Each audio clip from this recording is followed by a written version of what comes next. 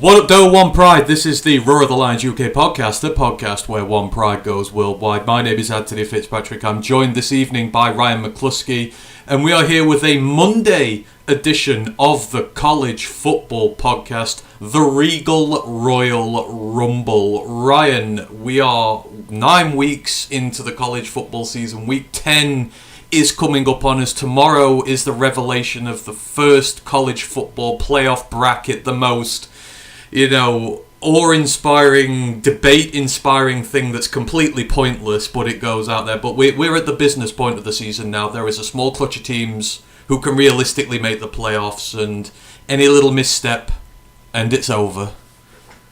Yeah, I think we're down to maybe nine teams realistically that have a chance of making the playoffs, and none of them have got more than one loss. We've got seven? Is it 7 undefeated teams? There isn't there? 7 undefeated teams. 8, yeah. Like I say, those will start to fall very quickly now. But yeah, right now we're at the business end of the year. Like I say, it's loser goes home now most weeks, especially the weeks we've got this winner stays on to make the first AP, like I say, playoff Final Four. But yeah, I don't think there'll be any problem filling the bowl game slots this year. No. I think we will have a plethora of 6-win teams. Yeah. So that sucks for the likes of Jacksonville State and JMU and that. They're going to miss out, unfortunately, because they just won't need them.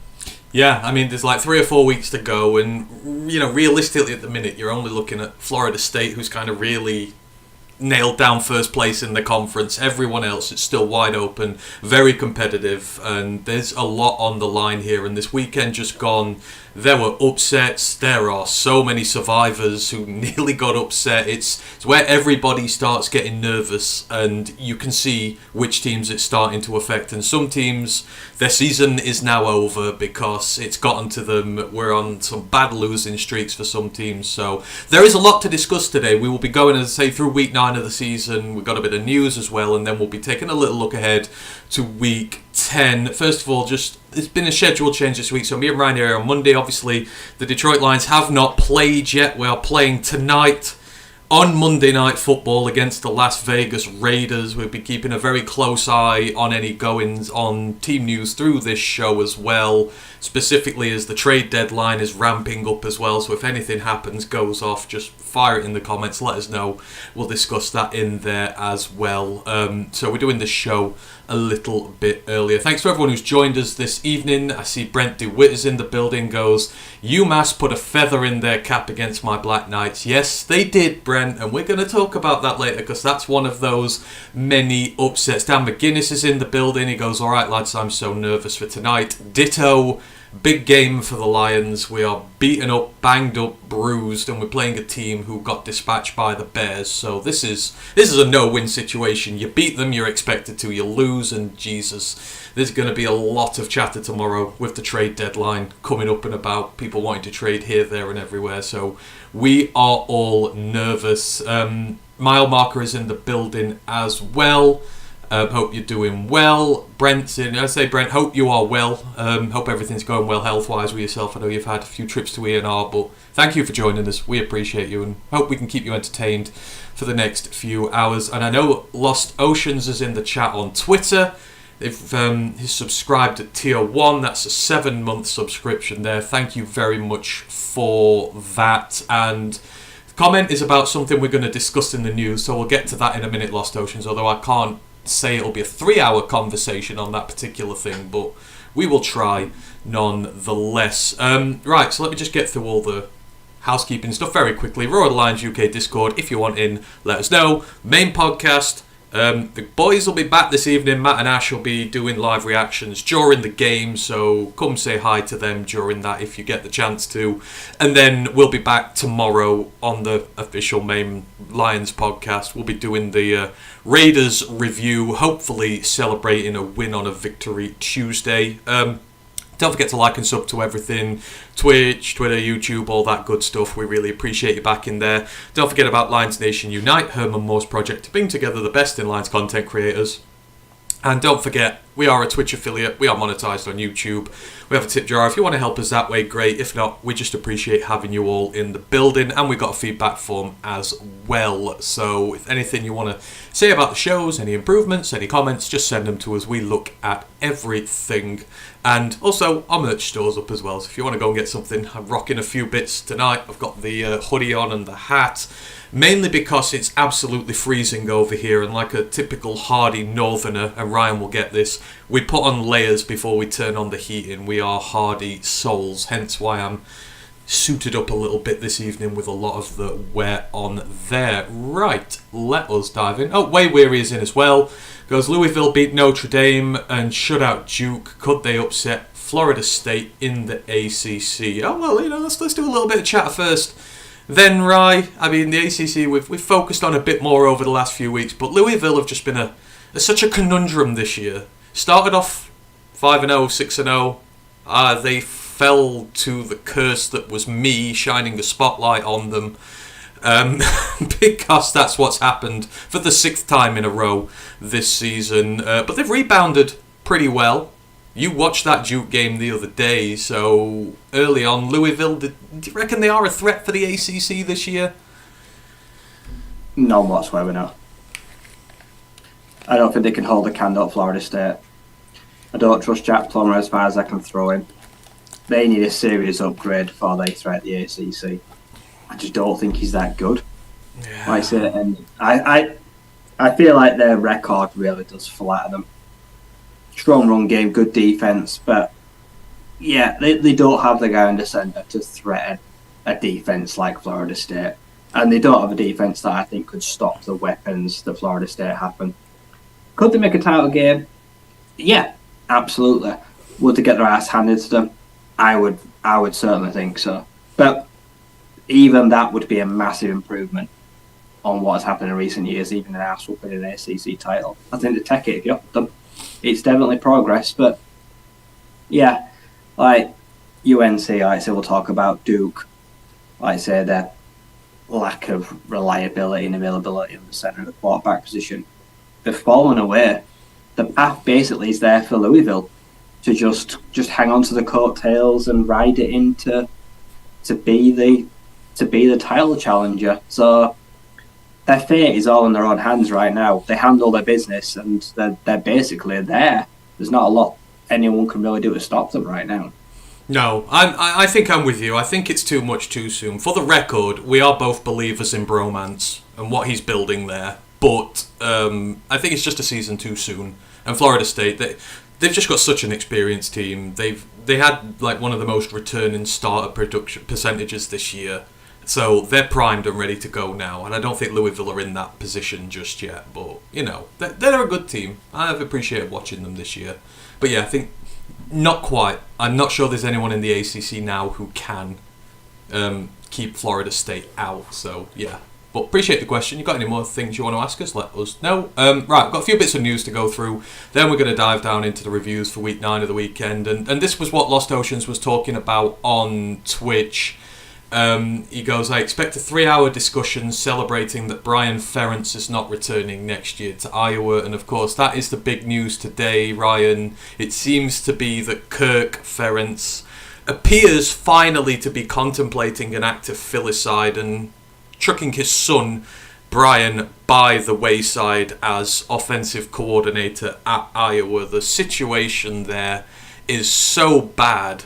I mean, he was given that little weird contract thing this year where if his offense scored 25 or more points per game, he would get extended, and which is for college football. I think 85 teams managed more than that last year. It's a very easy, very attainable goal, and they're averaging about 19.5 points this year on offense. It's so bad that the game against Northwestern this weekend, the over-under for that game is 29.5. It is the lowest ever given for a college football game. They don't even reckon both teams are capable of scoring 15 points. I mean, this very, very long time coming, Ryan. It's been one of the biggest disasters of offensive football in the last few years. It makes Matt Canada look like Andy Reid, really. It's time for this to happen. yeah, it was time many moons ago. Like I said, I even think, like you say, a change at head coach was still probably well overdue. But problem is, until they actually install a new OC, I don't believe it. Until I see it happen, I don't know if this head coach will get with his son. Like I say, a lot of reports saying are expected to move on, or the plan is to replace him. But until it's happened, I don't believe it. But it has to happen.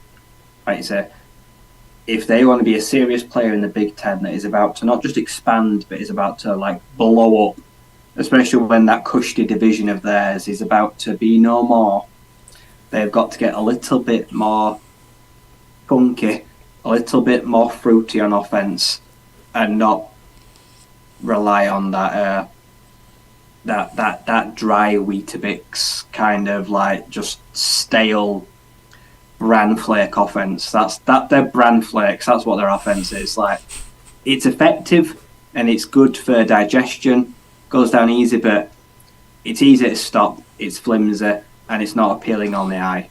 And yeah, they need complementary offense. Their defense is still most weeks electric, and they're still in a position. They're still in a great position to make a Big Ten title game, despite their offense. In spite of, like I say, Cade. It didn't look great with Cade McNamara. He got hurt. Don't look any better with Daxton Hill. But it doesn't look any different. That's the problem. You've downgraded massively at quarterback, but it doesn't look different. It doesn't look worse. It looks just as bad. And that tells me it's not a player issue. It's never been a player issue. Tight end U in the NFL is Iowa. So the players have been there. They've had the personnel. But the offensive scheme, it's just not right. They've got to get the hire right.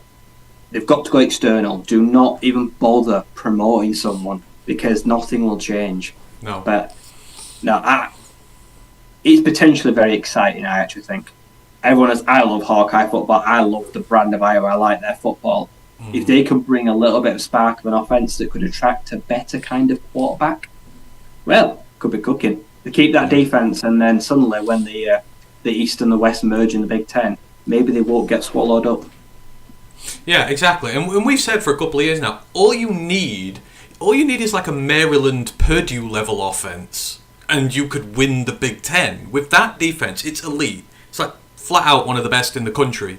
To even beat the teams like Michigan and Ohio State, you just need a average level offense, or just slightly above average, like Maryland and Purdue have been recently. That's all you need, and you can win the lot. So it's overdue. It's time. That way, Weary says that over/under, when you get to 29.5 points and you're playing Northwestern, teams should expect to put that up on Northwestern themselves, let alone be part of an over/under with them where it doesn't even reach it itself. 29.5. It's bad. We thought it was bad against Minnesota. That was 31.5, and it's gone further down. So there's no coming back from this. Post in the comments, guys. Will they hit the over or the under? Do you think they'll get it? Do you think they'll pass 29.5? You know what I do? I think they'll reach the over because Northwestern, weirdly enough, have been better recently.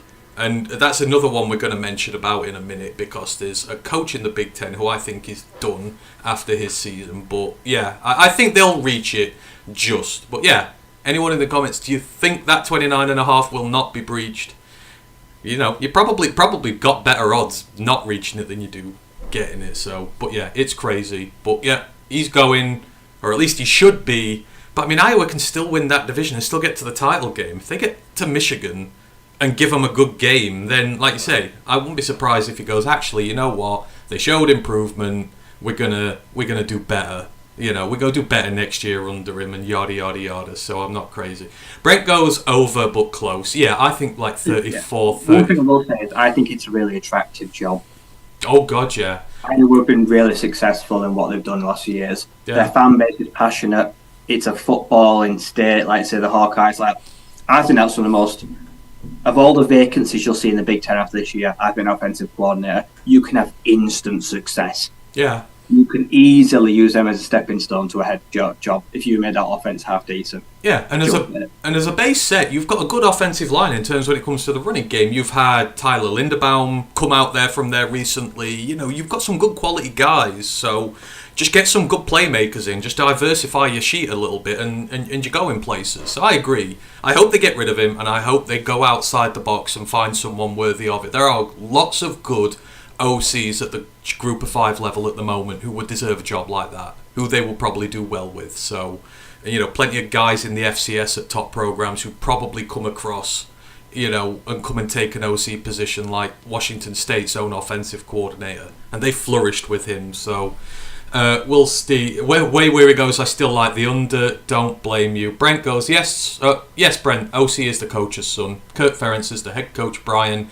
is the OC. So a lot of nepotism there to keep him in. Anyhow, let's move it on, because talking Iowa football, we'll lose all our listeners if we do that for too long. Michigan connections for this one. I thought I had to mention this, right, but Biff Poggi. He is not adjusting to life as a head coach very well, obviously. Long-term guy at Michigan, done a lot of good for the program there, done a lot of high school coaching, but this is his first job in the FBS with the 49ers. Suspended a bunch of players last week after the heavy loss for his Charlotte team against Florida Atlantic. It was a little bit of a face punch. It was one of the earlier games.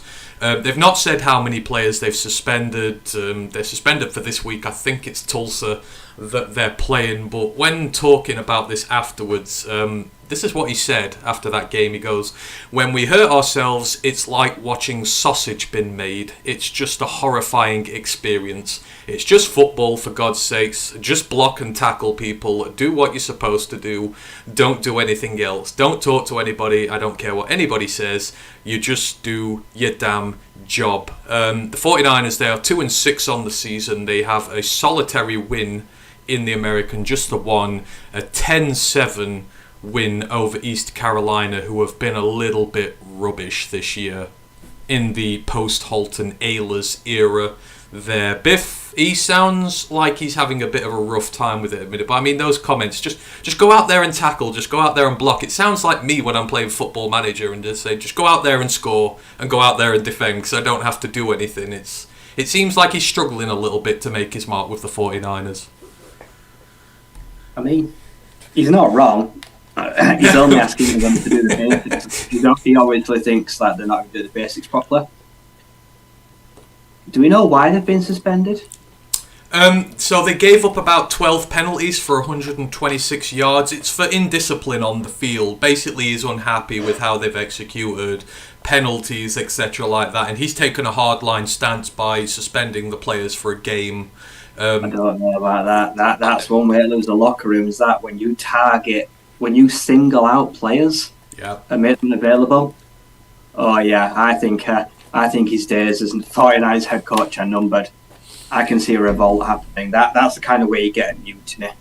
Yeah. You can't just choose who you think let the side down and then come out and make comments. It clearly aimed at them as well. Yeah, that's not a good look.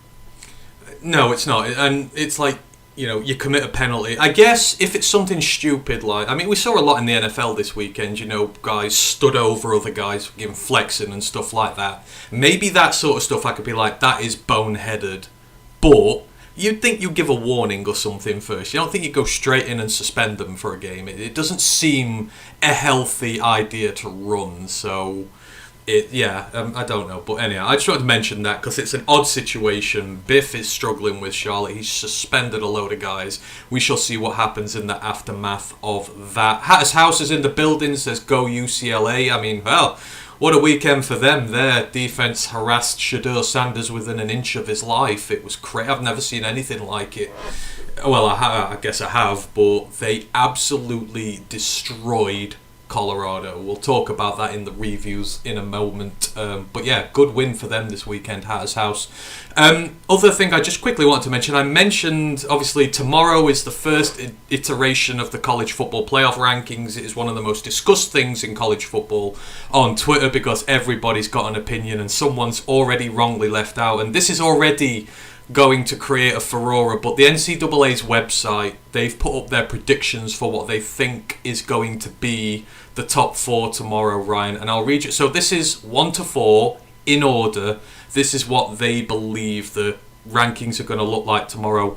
Number 1 is Ohio State, number 2 is Florida State, number 3 is Washington, and number 4 is Georgia. Not a mention of Michigan in sight. What do you say to those 4? What do you say to that prediction there from them? The guys in the know, obviously, so there may be a speck of truth to it, but do you agree, or would you change that completely? I'll swap Michigan and Ohio State. I will put Georgia at 1. I'll put Michigan at 2. I'll put Washington at 3 and Ohio State at 4. So I'm not overly mad about the 4. The position's a bit funny, but yeah, So you're kicking Florida State out? Yeah, Ohio State. They didn't impress me against Penn State. They squeaked past Wisconsin. Is that fair to say? Yeah, it squeaked. Exactly comprehensive, was it? That's in the survivor corner. That's in the... No, I can't have them in. No. So the rationale is obviously they've beaten Notre Dame and Penn State, who are quite highly ranked. But I'm with you. Michigan cannot be left out of this top 4 purely, and people will say it's the schedule, and I agree. Their schedule has been cheeks, but they're also one of the only teams who has consistently dismantled. Yes, every week. They have consistently dismantled everybody they've come up against. Even Georgia have struggled against the likes of Vandy. Ohio State struggle most weeks. Florida State have had a couple of close calls. If not for Riley Leonard's injury, they could have lost against Duke. Michigan are the only team who've not really had a scare. So I would put Michigan at 1 personally. I put Georgia at 2. I put Washington at... I could interchange Washington and Florida State. I wouldn't have Ohio State, and I'd have them 5th. I would, but I don't think Ohio State should be ranked first. I just don't. They did not look... If Wisconsin had... Again, this is another thing. If Wisconsin had a Purdue-level offense, they'd have wiped the floor with Ohio State the other day. Because their defense played magnificently and was not backed up by whoever Tanner Mordecai's backup is over there. But, yeah. Anyhow, we're talking a lot about the reviews here. Let's get into the reviews for this week. So, as always... we start off with a couple of main games we're going to talk about. Then we're going to go into the upset corner. We're going to go into the survivor corner, and then we're going to talk about the pick watch games. And I've gone a little bit different in the way I want to talk about the main games this week, because a lot of the big ones, we've talked about these teams a lot already. There was one game with 2 teams specifically I wanted to focus on this week, and it was a very close game in the Sun Belt. And as always, if you get into the title of the show, you're always first talked about. We are the Regal, or the Regal Royal Rumble this week. We over in Britain have an interest in this fixture because it's a new rivalry with all monarchy-based names in there. But of course, we're talking about the Old Dominion Monarchs on the road against the James Madison Dukes, who have been taking the college football world by storm since they came up last year. Old Dominion were 20.5 point underdogs in this one on the road, underdogs by over 3 scores, and this was a terrific game because I watched it. But just to go through it, in the first quarter, Old Dominion started off this game really well, picked off Jordan McLeod in the first minute, the strong safety Sean Asprey the second, picked it off at the Old Dominion 22, took it all the way to the JMU 35. They managed to drive all the way up to the James Madison 5, but ultimately had to settle for a field goal, so they went up 3-0 there. Old Dominion defense then makes a stop. Offense takes a big wedge of time off the clock on its second drive, but then they get turned over on downs. Been very brave in the James Madison half, and James Madison made them pay. Jordan McLeod found wide receiver Reggie Brown with a 49-yard bomb to make it 7-3. It was a really good pass, and that was everything for the first. Moving into the second quarter, the defense has started to come up, pulled off a few stops, but then James Madison put together a really good drive, ended up with a 1-yard touchdown run from Jordan McLeod. It's 14-3 to the Dukes at this point. Old Dominion, fair play to them, they hit right back.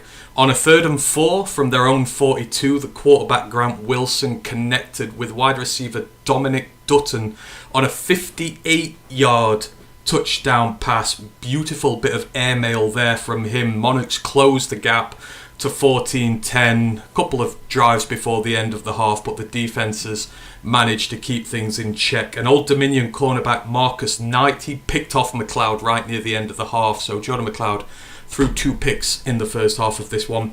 Then in the third, this thing just sort of got crazy. It was a disaster start for Old Dominion.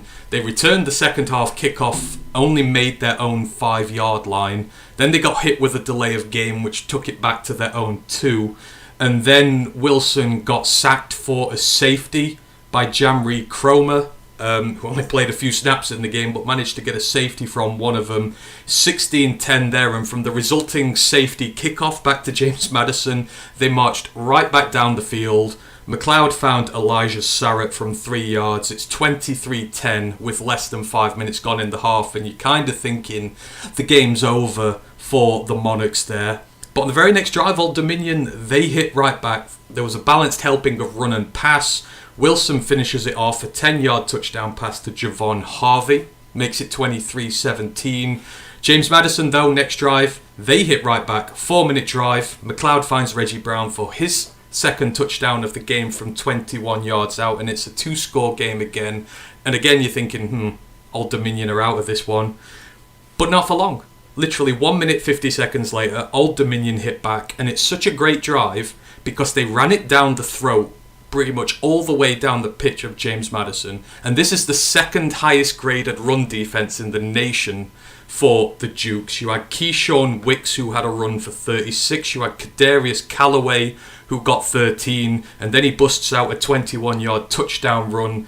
Ends a frenetic third quarter of scoring. It's 30-24 at this point to James Madison, who don't score a single point for the rest of the game. Old Dominion put together another great drive at the start of the fourth quarter, get all the way down to the James Madison 4, but then that vaunted run defense comes to life. They repel him on 1st and 2nd down.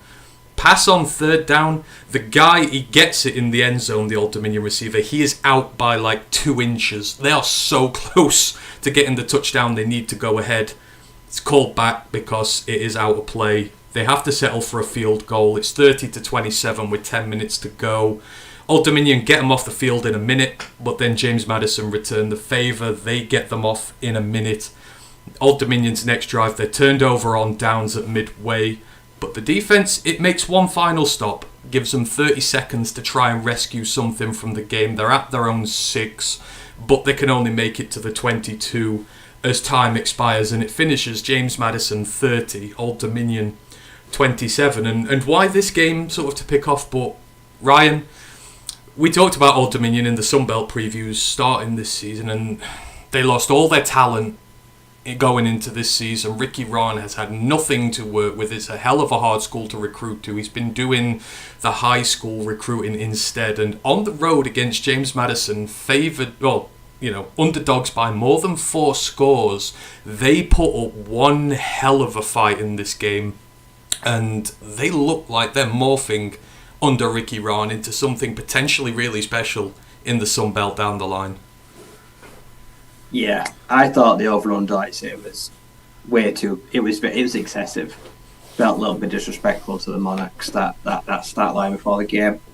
And, yeah, it's a really hard school to get anyone to come out of the portal to join.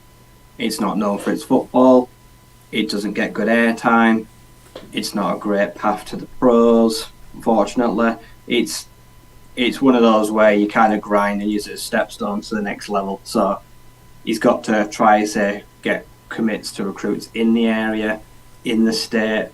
He's probably trying to get the no stars, the 1 stars, the 2 stars, like the guys that just don't get many offers, give them a chance to play football. But he's done a stellar job. Like you say, this game kind of showed where they are at the moment right now. They're able to hang with the big boys. They don't yet have the experience and that that little bit of know-how to see out the job. But for 3.5 quarters, they were very much on the coattails if they weren't in the lead. And in the end, James Maddison just showed that they were able to lean on that defence a little bit more than ODU could and get the job done when it really mattered. But a cracker of a game, back and forth, momentum swapping constantly. And I think he should get a little bit of recognition of like one of the coaches of the year, depending on what happens between now and the end of the season, because the Monarchs are very much in that mix in the Sun Belt for not this year, but for next year. The foundations look to be laid or getting laid for a potential future strong organisation in the G5. So, very plucky, great effort, almost caused a huge scalp. Like I said, I think JMU will have been quite relieved to just get out there with the victory. Not the best performance by any stretch of the imagination, but a lot of the credit does go to the Monarchs for making life very difficult for them. Yeah, and I thought there'd be a snowy day in Arizona before we talked about Old Dominion in like a main segment of this. But just to put what the Monarchs have done this year into comparison, so they've got more. They're 4-4 this year. They are 3-2 in the Sun Belt, so they got more regular season wins and more Sun Belt wins than they had last year already. They ranked 106th in total offense and 118th in total defense last year. This year, on offense, they're up 25 spots to 81st, and on defense, they're up 43 spots to 75th. So, again, it's not, he's been building this through high school, as we've mentioned. It's a long process rather than just quickly shuffling through the portal, but they've got, and they're in a share for second place in the Sun Belt East now. So obviously James Madison are running away with that conference. They're unbeaten, but in second, there's a 4-way tie on 3 games now. You've got Georgia Southern at 3-1, then you've got Georgia State, Coastal Carolina, and Old Dominion, who are all 3-2, and they're at home to Coastal Cal this week. I mean, with a progress like this, right, going up 30, 40 spots, offense, defense, in tandem as one, it may not seem great being in the 80s and 70s, but for them, it's huge progress and shows they are moving in the right direction forward. Yeah, they've gone from a bottom feeder, essentially, to average. And that's no sly on them. That is massive improvement. Like I say, right now they're competitive. Like I say, they're holding their own inside Sunbelt, and I think that's where they're probably aiming to be. I think if you'd offer them this position right now with, like, say, 3-4 weeks to go, they'd probably bite your hand off. And going into Coastal Cal, they won't fear them. They'll have no reason to fear Coastal Cal. They'll like their chances to win that. I don't see why there's any reason they couldn't. And there's still a chance to make a late run.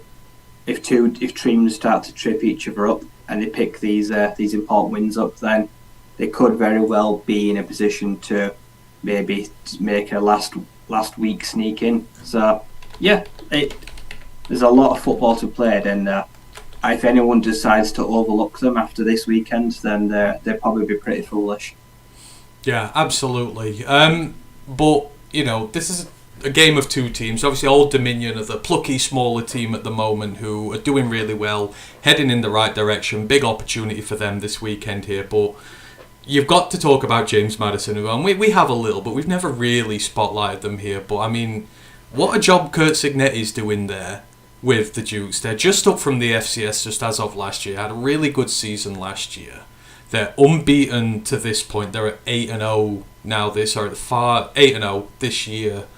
And he loses. So he's a long-time quarterbacks coach, right? And you can see how good he is at this point, because you lose Todd Centeio, the quarterback last year. He's the Sun Belt Offensive Player of the Year and a bunch of other awards he got as well. He was everything about the offense. And when we did the preview on them coming into this year, it's like that's one of the big question marks. What are they going to do at quarterback? And he takes Jordan McLeod from Arizona, who has not played much football at all. He had a couple of seasons at South Florida in 2019 and 2020. Didn't really play at Arizona last year.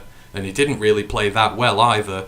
And then he brings him into this James Madison system, and he's throwing at 65.5% completion this year. He's got 2,036 yards, 18 touchdowns, just 6 picks, and he's turned a guy who, has gone from not doing a great deal, and it's like Todd Centeio never left. The job he's done in 2 years in the FBS is incredibly commendable, and he has to be another, surely, who's up for Coach of the Year gong if they carry on, and if they go undefeated, he's surely got to be in that convo. Yeah, if they win 11 or 12 games, then yeah, he will be the front runner of Group of 5 for Coach of the Year. I think it goes without saying. And I think what he's done is just create such a quarterback friendly scheme that he can literally, like say, go get a guy. With no disrespect to John McLeod, he got a guy off the street, like say, coming off a Power 5, it was on a Power 5 roster, but never really saw the field at the Wildcats and was looking for a chance to play and to just try get some game film, get some time, and surprisingly it's gone far better than anyone could have actually imagined. Like I said, John is lighting it up, and it looks like they've not even missed a beat since Todd left, so yeah, QB guys, I suppose, just have a knack for that. They create a scheme where you can kind of go out there and plug a person in, like say like Tennessee tried to do, like teams like that. And yeah, he certainly is building a sort of repertoire as a future Power 5 head coach or a Power 5 QB coach or offensive coordinator. That kind of path does seem to be laying itself out in front of him. I suppose you worry that this team is going to peak too soon, like I say, because they're currently not eligible to win in anything, playing anything, but I'm not actually worried about that. Like I say, 2 fantastic years. I don't think they'll run out of steam. They might slow down a little bit when they can kind of win something, but yeah, what they're building is it looks sustainable. It looks like it's dangerous. A lot of teams are worried about them, and they're single-handedly trying to make a case to change the rules in future about eligibility, I suppose. They do have a lot of people complaining that it's not fair. So I've heard more about this week, and apparently they might lax the rules to let them go into a bowl game. I think the Armed Forces Bowl was mentioned, which is one of the bigger bowl games.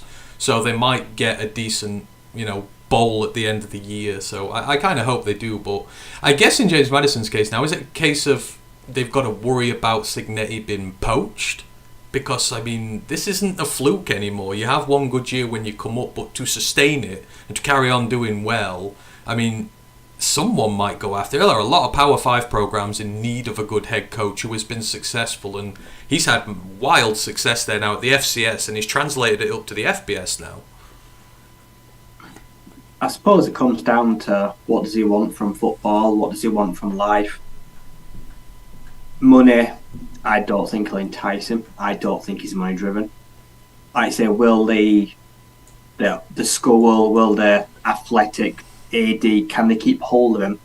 Like I say, will someone come in and make a massive offer to maybe buy out a contract and just say, we can't afford to turn it down? Like I say, we need you to move on. Given the opportunity, I think he'll try to see out what he's done. Or you've got to have at least one crack, haven't you, of next year trying to win the Sun Belt. And if he falls short, or if he does succeed, then yeah, I think you move on, like you say. But yeah, I can't see him leaving before he's able to maximise what's available to him just yet, unless a dream offer comes in.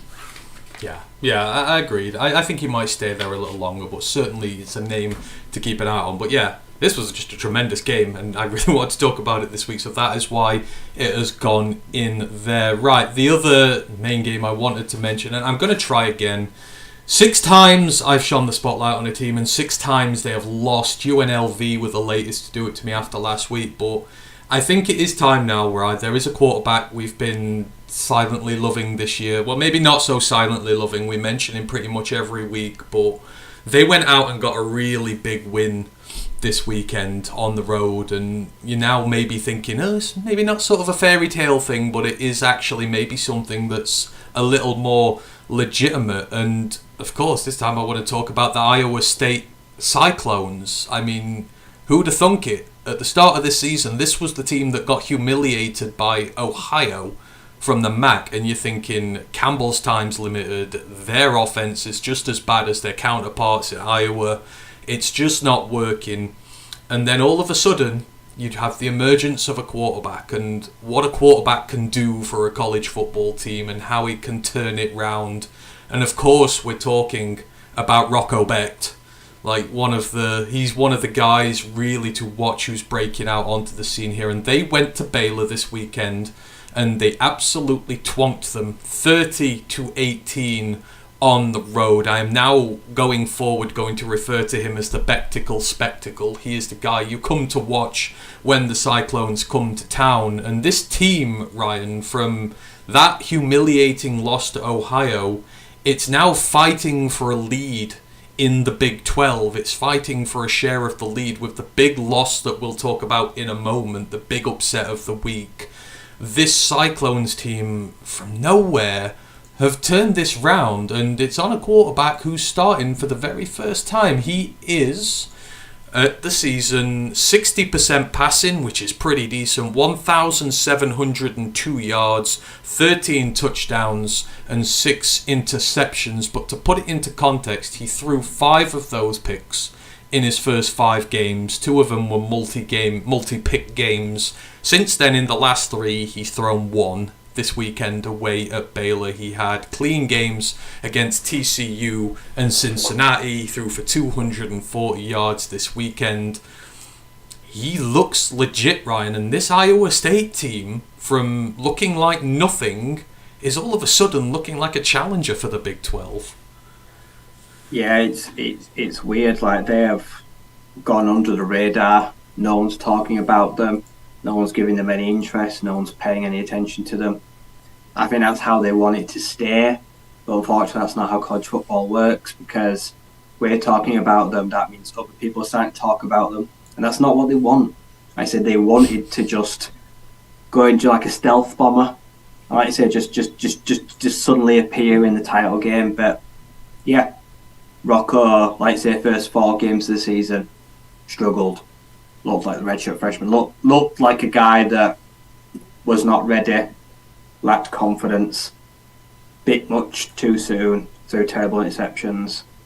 And like I say, their offense and their defense was not gelling, and they were struggling. But since then, like I said, the last 4 weeks, he's turned a corner pretty rapidly as well.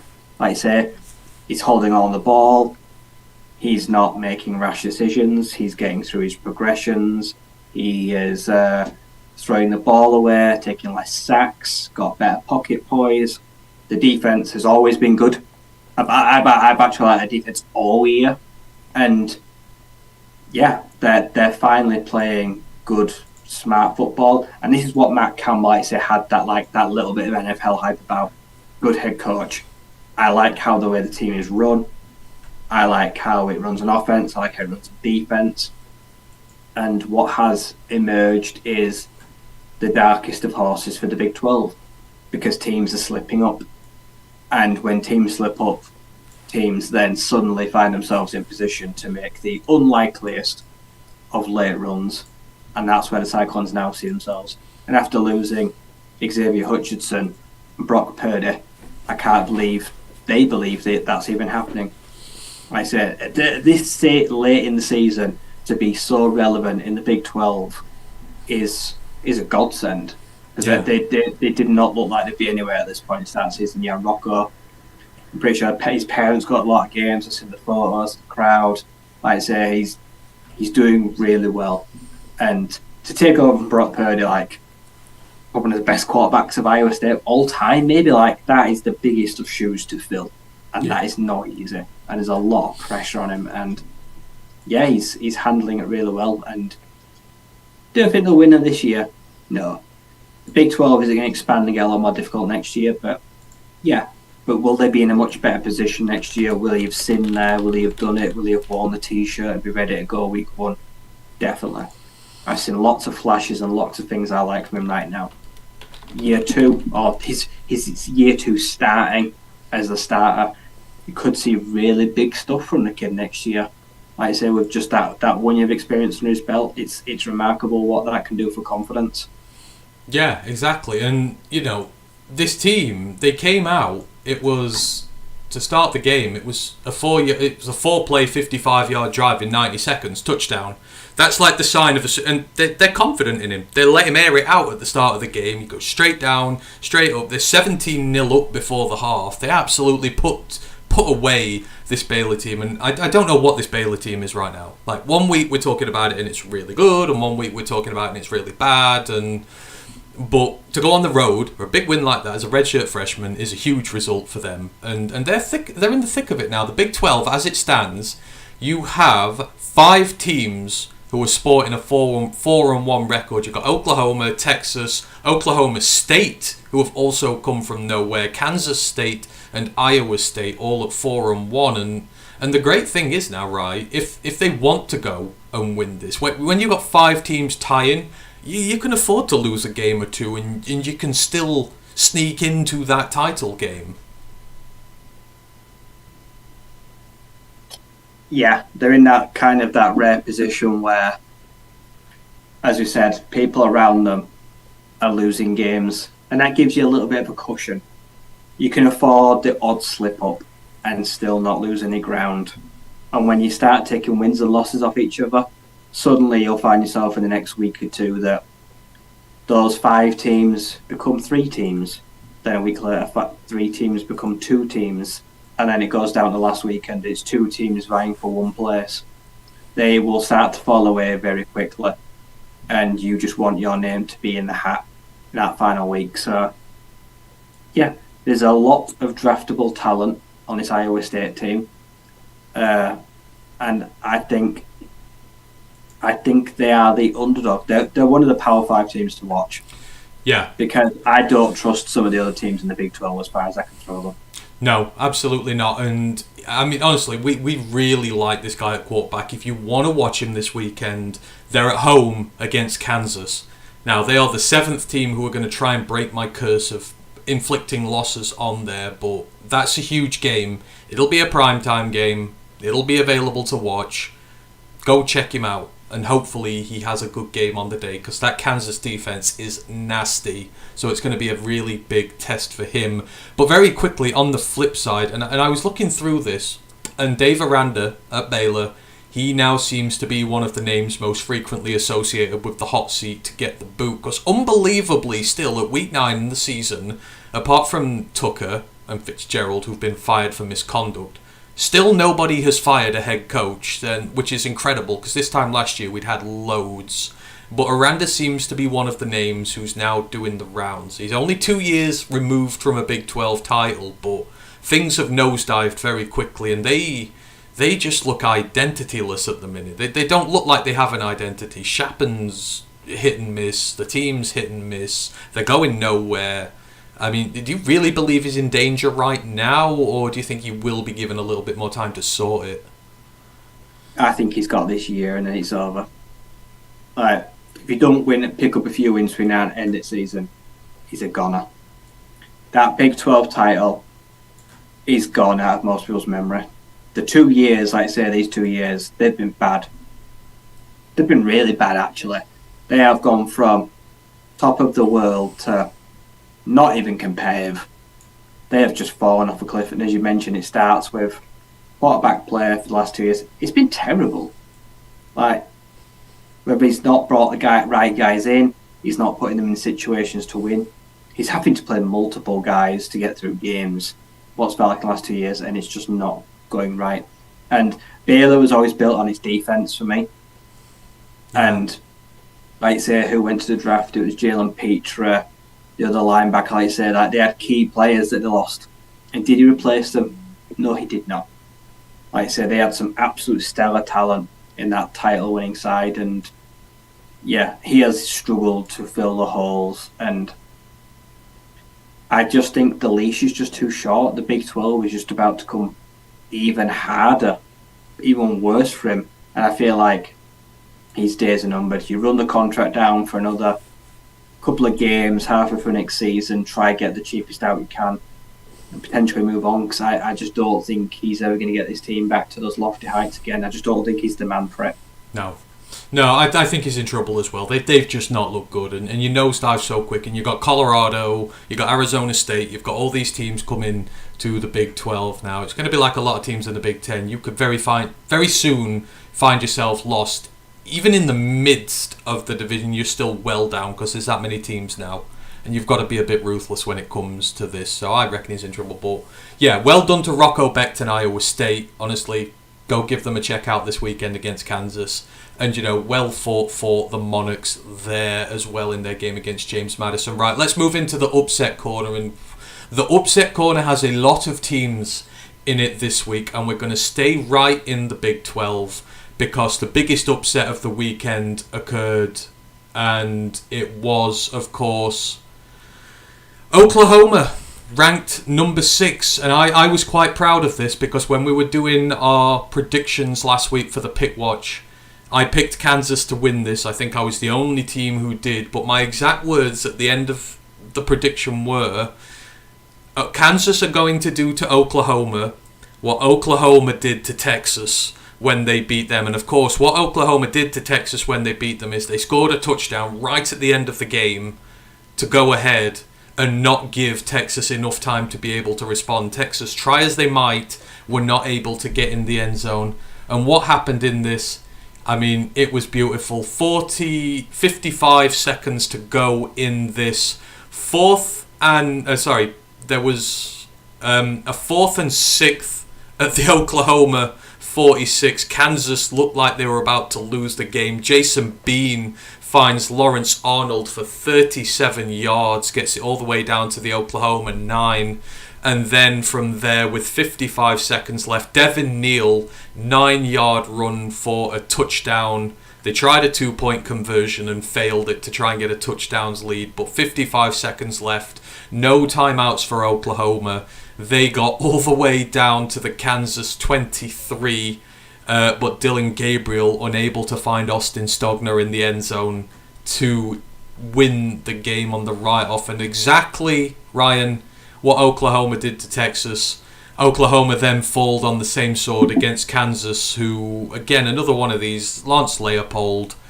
I know they've, had a couple of games they've lost this year, which I think you've got to win it, but we lose sight of how far they've come in such a short amount of time. And for them to knock away the Sooners, who've looked really good this year, was a terrific game and a really special result for them, which they did when it looked like they were out of it.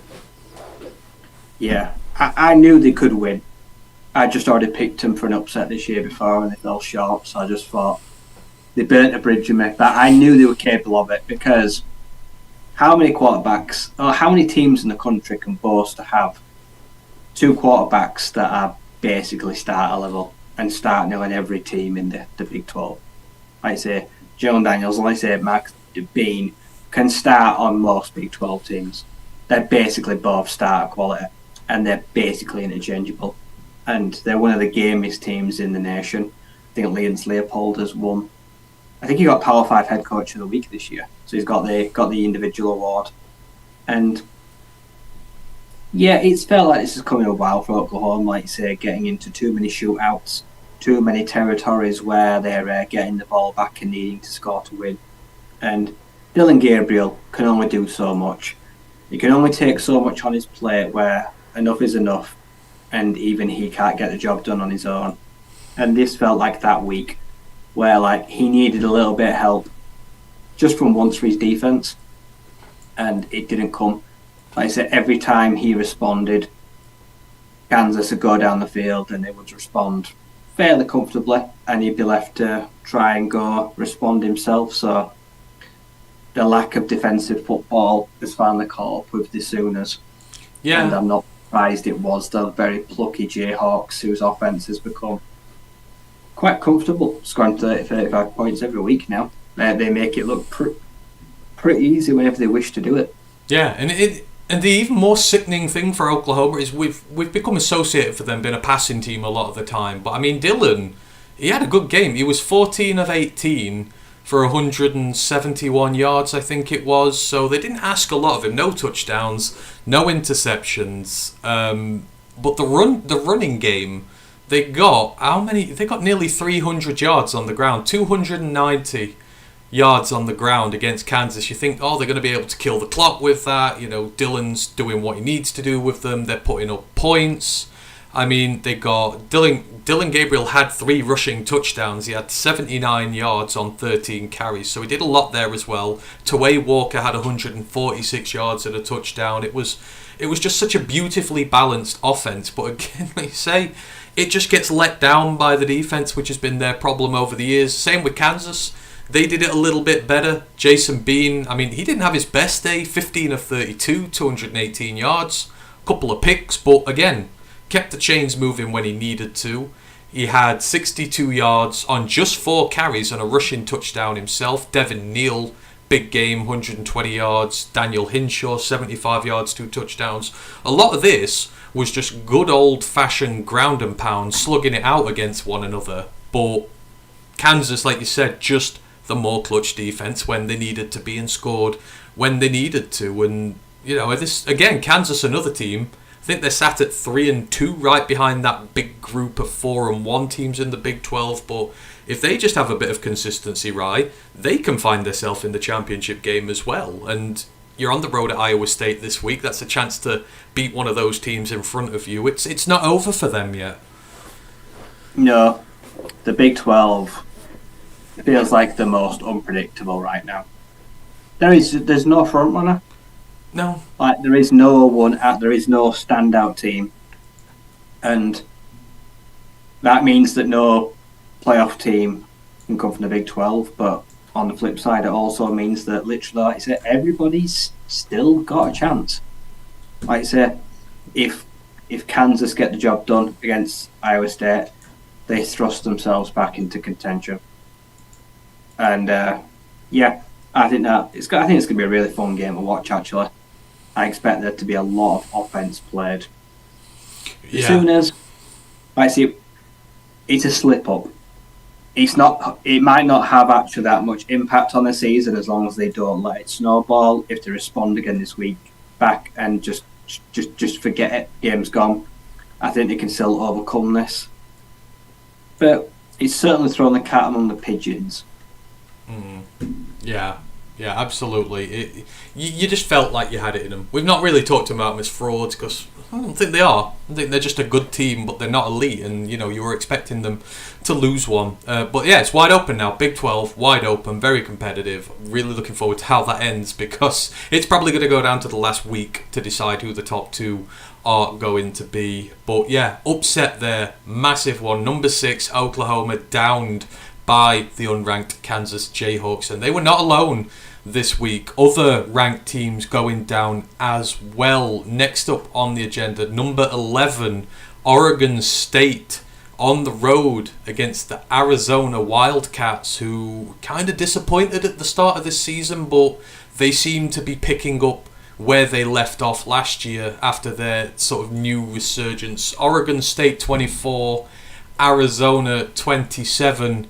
Ryan, and we talk about quarterbacks who are coming in and making an impact last year. Obviously for Arizona they had Jaden DeLaura, who just broke out and looked amazing, but he's not playing at the moment, I'm assuming through injury. And this is another guy we mention every week, Noah Fafita, 25 of 32, 275 yards, 3 touchdowns, just 1 pick on the day. And this is, it's a nasty Oregon State defense. It's really good. I mean, I know they've slipped up a bit recently, but that's kind of like the offense has not been doing its job right. But the Wildcats, I keep wanting to call them the Coyotes. The Wildcats seem to have rediscovered last year's form now, and they're doing it with a completely different quarterback, which for a team who never had a quarterback for years, they've now landed on 2 in 2 years as well. Yeah, they're a perennial disrespected team, the Wildcats, because you go back 3, 4, 5 years ago and they were terrible. They were a Power 5 bottom feeder, and every one of their best players every year got snapped up and he would just get taken by the better sides. But they have very slowly clawed their way up from the depths, turned a corner, caused some big upsets, got some great players out of the portal, and resembled a very good, fully functioning team. And yeah, they really did catch Oregon State cold here. That's quite the upset for a Beavers team that had pretty lofty aspirations, which I think kind of just ended. They really did halt them in any progress they've made, especially pushing as a dark horse. But yeah, like I said, Jen DeLaura, really good last year. This year, not playing, not really heard why, but bring in a freshman. Like I say, a totally basically novice thrown into an offense that has been pretty good last year or so, and he's commanding it like he's been there 5-6 years. Looks very good, very composed, playing no pressure, high powered football. And yeah, this week it was too much for the Beavers. Like I say, we've had a really good defense for most of the year as well. Like I say, it's not just their offense under Uwungalele. Their defense has really done well in a lot of games too. And this is one of those games where I think it just shows that, especially in the Pac-12, you just don't rule out the teams like Arizona, ASU, and Stanford. They look to be weak, and everyone's rightly does they bash on them weekly, but then they come out and sometimes they'll kick you in the teeth, especially if you don't show them a little bit of respect. They have that capability every week. Yeah, no, absolutely. And, again, you can't really pick much fault with Oregon State in the, DJU had a clean game, 218 yards, 2 touchdowns for him. He's been fine. He's done really well in absentum there, but, just closing out these close games that they've been in has just been such a problem for them. And they were up early, then they got behind, they weren't able to get their way back in, had to try the onside kick at the end, which very few college teams seem to be able to do a good onside kick. I don't know if it's a thing there, but they very rarely get recovered. But for Arizona, I mean, obviously the Pac-12 is out the way for them because there's just so many good teams in there, and it's just absolutely stacked. But they would be hoping they can still have a decent season. They're at 3-2. I mean, they've got the same record as Utah, UCLA, and Oregon State now. So, and Washington, USC, and Oregon have to play one another. So, I mean, God, stranger things have happened. You hit form now with all these big teams taking chunks out of one another. Who knows? But it's a great start for them. So they knocked off Oregon State there, and then the other ranked team to go down this week as well. And I was talking about teams whose seasons are dead and lying in the dust at the moment. They suffered their first defeat last week, and they've now done 2 in a row, right? But UNC on the road against Georgia Tech, I watched this entire game. It was tremendous from a high-scoring, exciting offense point of view. Absolutely love watching this. But UNC on the road, 42, Georgia Tech 46, and this Georgia Tech team has been. It's been all right this year. It's had some decent results, but it's not one of their. I don't know. I could be doing them a disservice. They're at 3-2 on the year. They're 5th in the ACC rankings at the moment, but they're not truly special. And Ryan, again, it's UNC. Drake May looks really good. He is playing some of his best football. 17 of 25, 310 yards and 2 touchdowns on the day for him. And Marion Hampton is an absolute stud. Another 150 yards for him. 2 touchdowns for him as well. May had a rushing touchdown. British Brooks had a rushing touchdown. Great for them, but it's their defense. Year after year after year, like Lincoln Riley and USC, they just don't seem to be able to do anything on the defensive side of the ball. Haynes King for Georgia Tech, who me and you both know well from his A&M days, is not a proper stud at quarterback. 23 of 30, 287 yards, 4 touchdowns, just 1 pick on the day. They allowed Dante Smith to rush for 178 yards and a touchdown. Haynes King got 90 yards on just 8 carries. Jamal Hines got 80 yards on 14 carries and a touchdown. They allowed 350 yards on the ground, 287 through the air, 637 total offensive yards for Georgia Tech, whilst UNC mustered up 580. So, I mean, about 1,200 yards of offense on the day. But, You cannot be giving up 640 yards of offense to Georgia Tech and expect to be taken seriously by the playoff committee or by anybody for that matter. Unfortunately, old habits die hard. Sam Howell had this issue for 3 years. Defense didn't do anything. Had to score 40, 35 points every week. He still did it. He still dragged that defense kicking and screaming, week on his back, week in, week out. No's changed. Drake May still inherited all the problems that Sam did.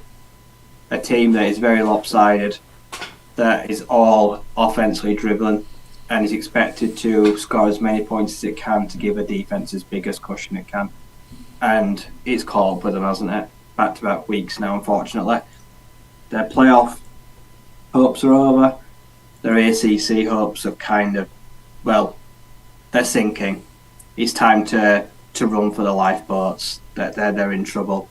And yeah, with no disrespect to Haynes King, they didn't lose to a good opponent. Georgia Tech are a team that are in flux. They're trying to improve their offense, try to improve their style and brand of football. They're experimenting with things. Like I said, they've had some good results this year, but they're not a complete football team. And they decimated that UNC defense. They took it to the cleaners. Yeah. And they scored at will, and the yardage they're able to rack up is ridiculous. And the Tar Heels, I just don't know where they go from here or how they fix this. It's been like this from what I've seen for the last 3.5 years now.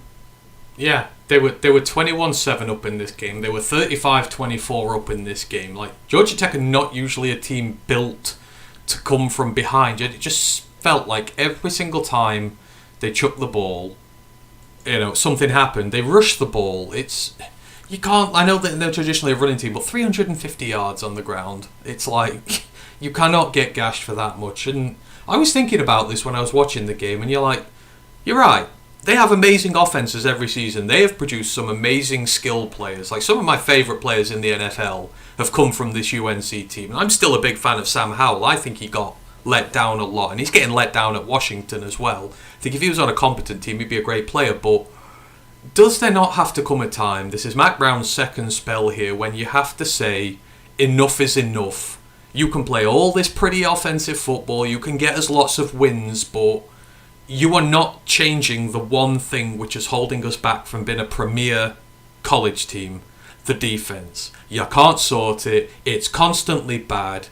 I mean, if I'm UNC now, I'm seriously considering sacking him off. I mean, is that harsh? Would you agree? I think after so long, you're in 4 years in now, you've not changed a damn thing. Something's got to change, because that ACC will be wide open for them otherwise.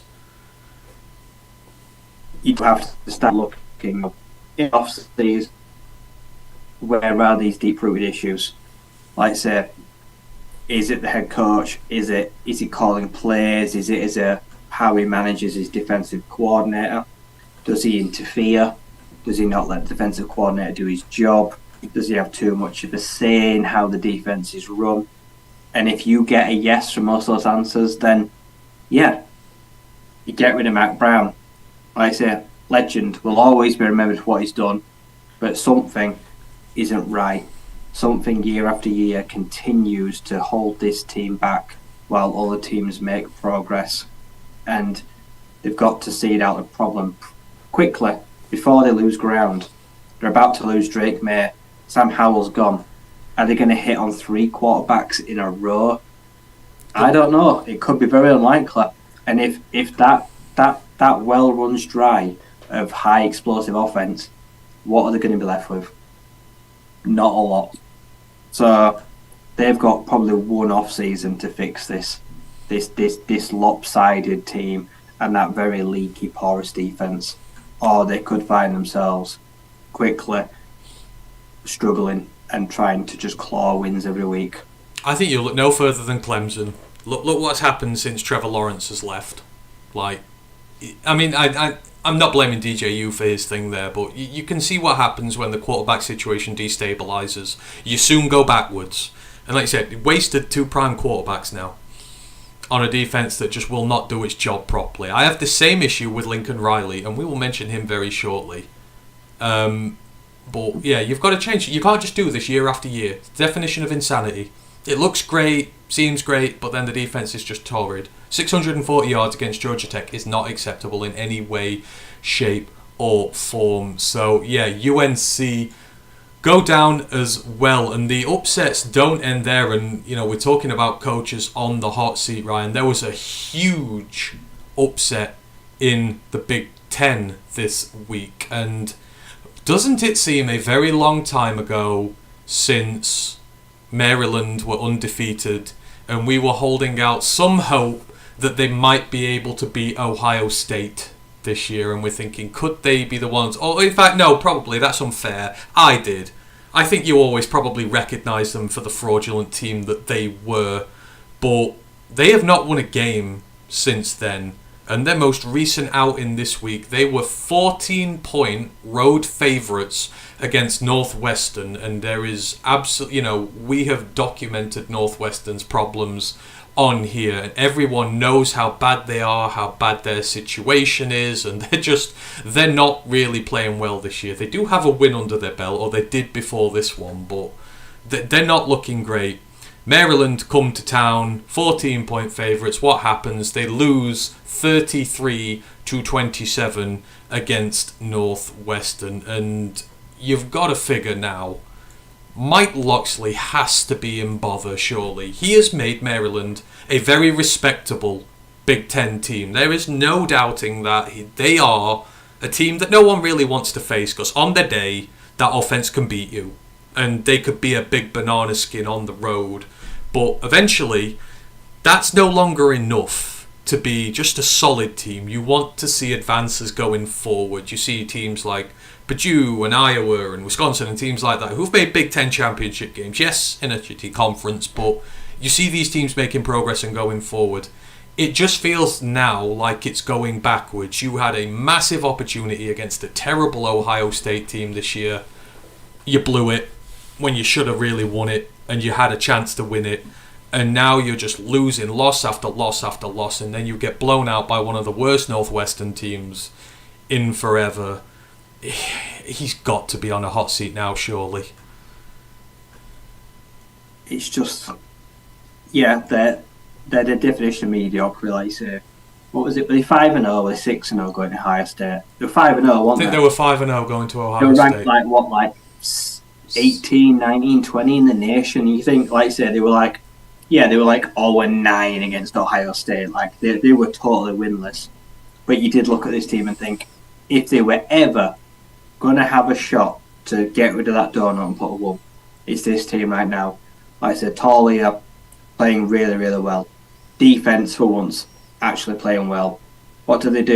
They go in, fail to the point. They fail to deliver. They sink to Ohio State again. Okay, fine, to be expected. How do they respond to that? They look like crap. Back-to-back losses. Season derailed. And when it's pretty fair to make direct comparisons, like I say, to Minnesota, Iowa, Wisconsin, Rutgers. Yeah. Rutgers are outperforming them in nearly most aspects and look like a proper dark horse in the Big Ten. Why is that not Maryland? Why can it never be Maryland? What is it that they do to themselves to hold them back and shoot themselves in the foot year in, year out, and just never look competitive? They never look like the team that is going to cause problems. And this season now probably ends in a bowl game, but ultimately will only be remembered as being a big fat failure, because from 5-0 they shit the bed, and that's the only way I'll ever look at this now. No matter what the record ends, that I just get past them. And if their head coach, if he can't be the one that can take this team and bridge that gap to the Iowas and the Wisconsins, then yeah, maybe it's time to look elsewhere. Maybe it's time to stop playing just all-out air raid football, because, yeah, it only gets you so far, doesn't it? Yeah. Maybe it's time to go with a more pro-style offense instead of just trying to throw for 500 yards every week. it's Paulie won't be around much longer. He's got, like, I'd say 50-60% of what Tua has. And he's still a good quarterback, but ultimately his time at Maryland will be forgotten. It will feel like a wasted energy. And yeah, I think it's time for the Terps to look at a change. They're treading water, and it's too long. No, the Terps are the anti-Iowa. Like, they are the offensive version of Iowa, in that Taulia and that offense is good enough to win a Big Ten championship, but the defense has just never ever stuck with it. And just look at this game, for example. I mean, they put up the fancy stats the defense does. They had a 14% havoc rate. They had 8 tackles for loss, 5 sacks on the day. They really hurried Brendan Sullivan, the Northwestern quarterback, and put him in. But then you let Northwestern drop 33 points on you. They only have 380 yards of offense. I say only, but they're very methodical with what they had. Maryland, 2 turnovers. Nebraska, no turnover. This is Nebraska. This is Northwestern, like one of the most ill-disciplined, out of shape organizations in terms of the coaches. Everything there is in disarray. Clean game. Maryland, turnovers, accounted for 7 points in this one, and they lost by 6 points. So turnovers play a role in there as well. I don't know. I feel like it's coaching.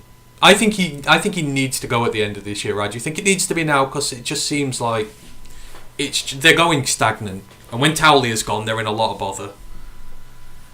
Yeah, because like you say, he's not the best quarterback in the nation, but banking on the fact you'll be able to find a quarterback that does what he does, if you're going to ask him to do the same thing, well, that's a gamble. Yeah. I like to say, not playing many shreds of defense. The Big Ten. When I think of Big Ten football, I think of defense. It's a defensive conference. Like I say, Michigan, Iowa, to an extent, Penn State, to an extent, Ohio State. Defense is what wins a lot of games and gives the opportunity, the ball back to the offensive short field constantly. They put up big numbers, but that's because their defenses usually hold teams to such little. Like I said, they end up with one-sided blowouts.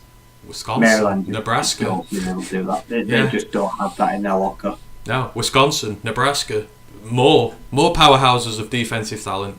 I would hazard a guess. I don't know if it's true, but I would hazard a guess the Big Ten's put more defensive talent in the NFL than any other conference. I would hazard a guess because they just do it every single year without fail. High-level talent, let's put it that way.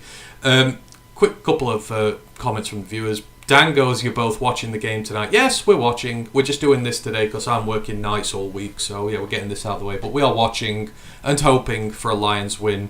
Brent also goes, Anthony is wrong again. Definition of insanity is putting Will Harris on Davante Adams. Shame on you, Brent. Do not will that into existence. If Davante Adams scores a touchdown against Will Harris tonight, you need to go and sit in the naughty corner and think about what you said. That we can't be having that happening. It'll give me nightmares. I'll not sleep. Right, let us move it on. The other upsets. Oh, you know what? That brings us into a perfect segue because Brent's brought that into existence. Army, the Black Knights, 14-point favourites at home against UMass, the University of Massachusetts Minutemen, who were 1-7 on the season, had their win early doors, and they've looked. No, you know what? They've looked a bit more competitive than usual this season. I'm going to give them that. But overall, they still look like the same old UMass. And what happened? The 14-point underdogs rolled into Army's territory, beat them 21 points to 14. And you know what makes this even more deliciously ironic? UMass, Ryan, beat them at their own game. Rushing stats. 37 rushes for UMass for 267 yards at 7.2 yards per carry. Army were 41 carries, 256 yards, only at 6.2 yards per carry, so a full yard per carry less. But one of the players of the week, Kayron Lynch-Adams for UMass, get this stat line, 34 carries, 252 yards, and 3 touchdowns. There are not many running backs that can go up against that many, against a triple option defense. They're usually pretty good. Air Forces is legitimately elite. Army's is really good though. 252 yards, 7.4 yards per carry. There are not many running backs who can do that against a service team. And UMass, to their credit, second win of the year. They are looking better. Go into Army and beat them at their own game. That's quite a win for them.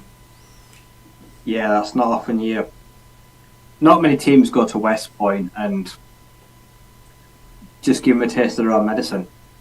Like I say, I imagine, if I had to guess, Army would have had a lot of 9-man boxes, brought the safeties up, stack the box, stop the run, and still give up a 250-yard rusher. Probably, like I say, stacking the box. That's not good. Like I say, that is truly them taking your own game plan and then seeing if you can stop it. Bearing in mind you practice against it every week. That's painful. Going through the air, one thing, but then like your own bread and butter is the thing that takes you down. That's kind of hard to accept, especially against a team that with one win and playing decent football but not in good situations, struggling, and has a history in recent years of being pretty uncompetitive. That's quite a hard loss to swallow at home. Like I say, that one will be a bit of a pill to swallow, and it does make you question about, is it time for Army to look at Air Force, how they're changing, how they're modernising, how they're improving? Is it time for Army to follow suit?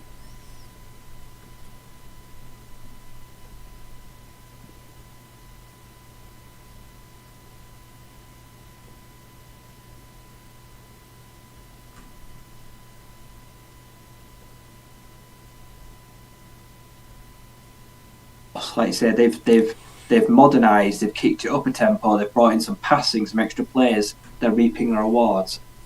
I think the Black Knights need to get with the programme right now, and they need to start thinking a bit more expansive, especially on offence, because you can only beat so many teams these days carrying the ball 40, 50 times and just trying to pound it down the neck. It's very easy to work out, and these teams are getting better at stopping it. I agreed fully. It's and I was watching I watched Air Force play Colorado State at the weekend, and Colorado State looked pretty good early on, but then Air Force just clamped down on them. Honestly, they played, and it was in the snow. It was a snow game, but their defense is just nasty. It's so nasty, and the offense is actually quite varied. They pass it a little bit when they need to. They just get it right, and they get the right sort of. And I think it's a quarterback, because Bryson Daly, the starter in this game for Army, is 3 of 13, 28 yards, 2 interceptions. Champ Harris comes in, he's 5 of 7, 92 yards, but you've got to be, if you're going to be a service quarterback, you've got to be dependable and efficient and just give enough to go with the run. I mean, look at the other side of this game. Tyson Fomachan for UMass, he was 17 of 23 for 123 yards. That's just, that's bog standard. That's average. Yeah, that's like 5 yards per play, but it's enough. Sell the threat of the pass it a little bit when you need to, and the run game will thrive. It just lightens the box enough to run. UMass they need to look at what UMass did to them. You need to get a quarterback who can do it, and Zach Larrier's doing it for Air Force. I mean, how he's playing through that knee injury and looking so good, I don't know. He must have been in some right pain playing in the snow in Denver the other day, but he did, and he looked damn good, and Air Force they look amazing at the minute. I think they're ranked 17th in the nation now. It says it under the bottom here. Yeah, undefeated, 17 there, so big upset there for UMass. Chrome's in the building, says what up, Doe. Ken's in the building, says fly Air Force, fly indeed. I love watching the Falcons this year. I just love watching them. They're one of the first games I look for on the week now. It's service football, but it's service football with a twist, and it's one of the best defences on the nation. Brent goes, last week Ryan stumped me on Army. Ashamed I didn't know the answer. I guess that's about the other sports that Army do. I think we're yet to find the answer to that question. You'll need to find that out, Brent. How many other sports do Army play? We're intrigued now. Still in the upset corner, have we got a couple left? Clemson we're talking about teams whose seasons are ruined. Hey, my guys, NC State, us Wolfpack, we've been bad this year. At home, Clemson were 9-point road favourites in this. NC State 24-17 winners. Will Shipley is injured. Everything's just falling apart for Clemson this year. Big rebuild year for Dabo there, right? It's just all gone to pot for Clemson. It has, yeah. I don't know where the Tigers go from here. How much of the portion of the blame can I put on Kay Kubik without being unfair? I'm not going to give loads of blame when, like I say, no one's writing him off. Like I say, it's been a bad year. He has to take a share of the blame, sure. I think the coaching, like I said, that they get a large portion. The Clemson defense is still good. Still got a lot of good key pieces. Shipley, kind of like say the heart and soul of the offense, while Cade is still figuring it out. But like I say, gone. So there is a gaping hole right now in the middle of the Tigers, which kind of is able to stem the flow. It's going to go down as one of their more disappointing years for, well, as far as I can remember, actually. When was the last time that the Clemson Tigers were this bad? Yeah. And I don't know, like, is Dabo swing his seat? It's not hot. Is it warming? Is it on a gentle simmer? You kind of feel like he's got to take a lot of this. Yeah, we've said a lot of times now, it's his God's name, image and likeness thing. He's got to ease up on his portal restrictions, I think. Otherwise he's going to get left behind. And that team is getting left behind. Or I can just flip this and say, my Wolfpack just love beating the big teams in the ACC. We've owned Florida State for the last few years. We've beaten Clemson this year. We love the big performances. Brent has given us a $2 super chat. Appreciate that, Brent. He goes, Ryan, Army has 15 different sports. So there you go. A wide variation of sports there for Army. Bonus point for you, Brent, if you can tell me what they're best at. Because I would not know what they'd be best at. If they had a shooting team, I imagine they'd be amazing, but I don't know whether shooting's a thing over there, whether they do shooting comps. So I bet wrestling. Really Wrestling. Alright, well, we might come back to that next week if we can't find it out, but we'll see what Army do best in. And last on the upset list, I wanted to leave this here, right, because this is a special moment for Ryan. He's not had much to talk about with his own team this year, Arizona State. They've been terrible.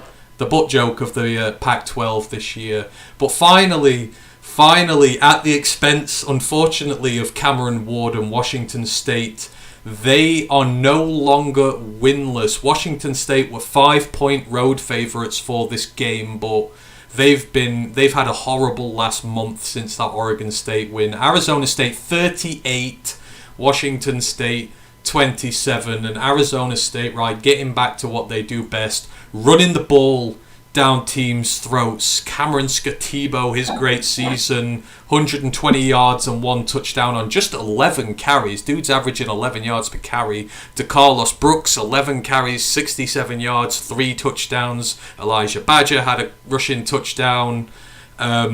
This was Arizona State as we know it, Ryan. They may be ending the season with something to look forward to, because Trenton Bourget had a turnover-free game as well. Finally, the Sun Devils can claim a victory, and you can bask in that for this week. Yeah, the season started off on that really bad NAU win in the Sandstorm, so they got the FCS win. Jane Richarda, like I said, that was the only game he's played this year. Like I said, there was so much hype, and then, like I say, injury, and also I don't think his long-term future's is here anyway. 4-star quarterback, I reckon he's going to hit the pole.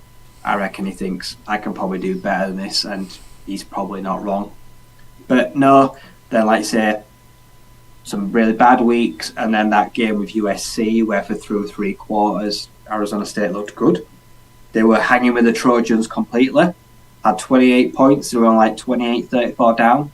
They did fall in the 4th quarter. Then they've had, like I said, bad losses. But then, like I said, the surprising holding Washington to just 15 points in a 15-7 loss. And then, like I said, this week they come out. One thing they do is they don't turn the ball over at the quarterback position, because we've seen Jaden Rashada, we've seen Drew Pine. He's played his part too. I'd never thought we'd see him at this point, but we've seen all three quarterbacks. Cam Scatibo, one of the best FCS to FBS running backs this year. Like I say, he's one of the best transfer portal players. Even in losses, he's kind of been the only player that's really done much. Elijah Badger getting a touches. BJ, our linebacker, after like 5 or 6 weeks, he had like 30 pressures just on his own this year. He got a couple of sacks. He's got like 4 or 6 sacks and more on great linebackers in the nation this year. So, it kind of all came together against a pretty good opponent. And now you look at we've still got the tough games to play in the schedule, like I said, but now we've got to that. We've got the FBS win. Like I said, Kenny Dillingham's got that first real win he can put under his belt. He's going towards the big one, trying to regain the Territorial Cup when he meets Arizona in what will be their last Pac-12 battle. That's kind of what he's leaning towards, the power shift being the Wildcats. But probably going to be more player turnover, but at least now they can claim to not be the worst team in the Pac-12. Maybe that's Stanford, I don't know. Oh, I don't know. The future, the stench of Herm Edwards is almost gone. It's taken a bad year to get there, but you kind of like this was the grading in year. I think we can pick up another win or two for the end of the year, if I'm honest. Trenton Bourgier, he was the starter last year. He's probably still the starter now. Like he's probably the best quarterback they have right now to play what he wants to play. And there's no pressure. No pressure when everyone expects you to lose every week, and you can go out there and kind of just play worry-free football. So, and then the exciting move to the Big 12. So it's going to be very strange, like I say, in this year and next year. There's no way to say what will or what happen, but it's good to just see a win against a good opponent as well. Yeah. It's not like they picked up a win against a scrub 3 weeks ago. Washington State were the nation's darling. They're not anymore, but it's not our fault. We just went out there and handled them. So it was a big win in the grand scheme of what's a long-term project. With the youngest head coach in the FBS with Kenny Dillingham. So Hey, we've seen wins can transition into a new season, can give you the momentum you need and give the players the boost. So the final upset of the week there. Got more people joining us in the building. Chrome's knocking around. Marcus is in the building. Thank you for joining us. Asks us a question about Michigan and their situation at the minute. I'll get to the end of the reviews for this week, and then we'll talk Michigan before we do the Week 10 preview there. But a lot of ranked teams lost this weekend, right? But a lot very lucky that their playoff hopes are still intact, some of these guys. The Survivor Corner up next, and we nearly had a huge one here. Number 5 ranked Washington, 42-33 winners against Stanford on the road, but this was very close until near the end of the game. I mean, Stanford looked great. What has happened to their offense these last few weeks? I don't know. Ever since that, I don't know. It feels like that Colorado game when Colorado started disrespecting them and they produced that massive comeback, and that seemed to have really riled them up and annoyed them and sent them on to something better. But going into this, I mean, it was a minute and a half left. They only had a 2-point lead in this game before Dylan Johnson put it to bed. But I want to talk about Stanford first, right? They've come from a really dark place. That like halftime in that Colorado game, you're thinking, "Good Lord, this is bad." And then something changed. Something snapped. That Colorado game, they won. They've had other close games since then, and then this Washington team, who've been really good until the last 2 weeks, they're just starting to show signs of nervousness. And they got taken to the end in this. Ashton Daniels, the Stanford quarterback, who's been really good now replacing Tanner McKee, 30 of 47, 361 yards and a touchdown on the day. No turnovers from him. He did lose a fumble, but he got it back. But the big story there at the minute, he was the guy last week. He was the guy against Colorado. Elik Ayamano, the wide receiver, had 3 big-ass touchdowns in that game, including that wonderful one off Travis Hunter's head against Colorado. In this game, 9 targets, 9 catches, 146 yards and a touchdown, going at about 16 yards per play for him there. And Stanford may just have found their new elite pairing at quarterback and wide receiver because, I mean, for a team that don't do much, they come up with them quite frankly. And they really scared Washington in this game. They looked every part a very capable Pac-12 team. Washington look nervous, don't they? Yeah. The closer they get to a potential playoff team, I think, like I say, they're seeing the finish line almost in sight, and this is going to work against them.